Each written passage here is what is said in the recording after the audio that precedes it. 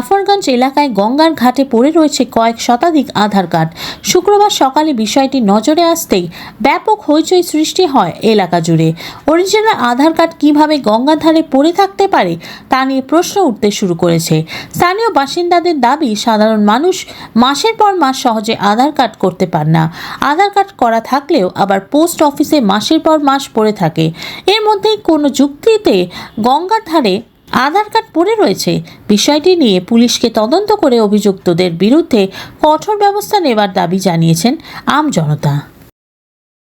দুর্ভাগ্য ঘটনা, এটাই হচ্ছে আমাদের আধার কার্ড ছাড়া কোনো ডকুমেন্টস বানানো হয় না। আর আধার কার্ড ছাড়া কোনো সরকারি কাজে কোনো কিছু হয় না। আধার ছাড়াই মানুষের অচল। সেই আধার নিয়ে আমাদেরকে আধারই হচ্ছে মেন ডকুমেন্টস, সেই ডকুমেন্টস পাওয়া যাচ্ছে গঙ্গাধারে। এটা খুবই দুর্ভাগ্য ঘটনা, কারণ এটা গাফলতির জন্য আপনার পোস্ট অফিসে এত গাফলতি হয়েছে। এটা সত্যি বলছে, এটা পাবলিক আধার কার্ডের জন্য অনেকে কোথায় কোথায় দোকান দৌড়তে হচ্ছে, কত টাকা দিয়ে খরচা করছে, তাও পাচ্ছে, অনেকে হচ্ছে না, ডুপ্লিকেট পাচ্ছে। অরিজিনাল আধার কার্ড পড়ে আছে। এটা সত্যি, এইটা প্রশাসনকে বলবো, এটা যারা গাফলতি করেছে তার ব্যবস্থা নেওয়া হোক। পোস্ট অফিসে এখনো জানেনি, এটা পোস্ট অফিস ফোন করে জানানো হয়েছে। এটা হচ্ছে জাফরগঞ্জ পোস্ট অফিসের। এটা জায়গা না হচ্ছে বেনিয়াগ্রাম, পোস্ট অফিস জাফরগঞ্জ। আমার নাম পিন্টু মণ্ডল।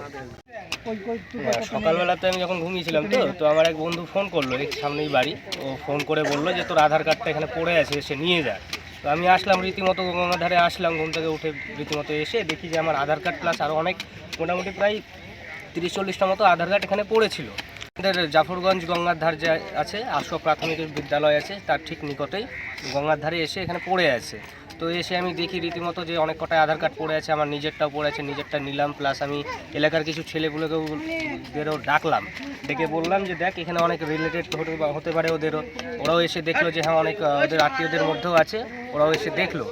তো দেখে যাই হোক, সেগুলো দেখা হলো, দেখে অনেক কাউকে ফোন টোন করা হলো, দেখা হলো।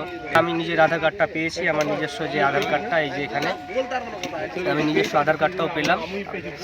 পাওয়ার পরে আমি দেখলাম অনেকে চেনা জানার মধ্যে অনেক আছে, তারা আসলো, এসে নিজের আধার কার্ডটা নিয়ে গেছে সম্ভবত।